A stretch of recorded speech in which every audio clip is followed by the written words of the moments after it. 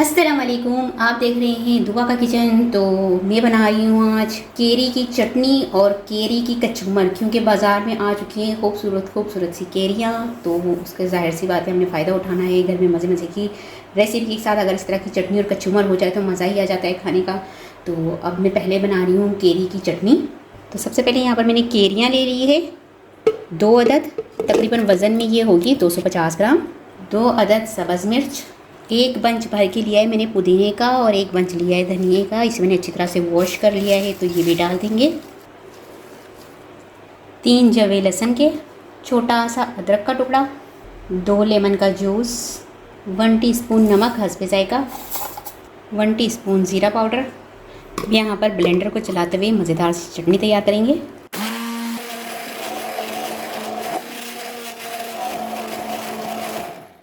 तो चटनी जो है वो बनकर तैयार हो चुकी है।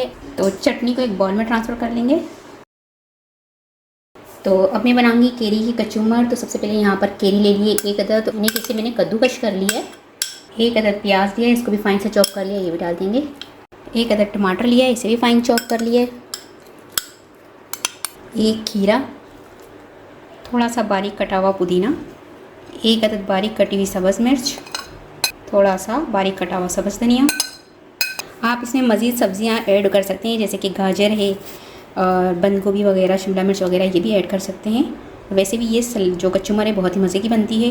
1 टीस्पून नमक हस्बे जायका, lemon juice, half teaspoon कुटी हुई लाल मिर्च, डालना चाहें तो डाल दें वरना इसे स्किप कर दें। और अब इसे मिक्स कर लेंगे। ये कचूमर इतना मज़े का बनता है, इसे आप सिर्फ रोटी के साथ भी खा सकते हैं और इतनी मज़े की लगती है ये कचूमर रोटी के साथ भी। तो बहुत सिंपल और आसान सी, और केरी की कचूमर तो बहुत बहुत मज़े की बनती है। तो ज़रूर ट्राई कीजिएगा इस केरी की कचूमर की और केरी की चटनी की रेसिपी को। तो बस आपको इसे डिश आउट करके दिखाती हूँ।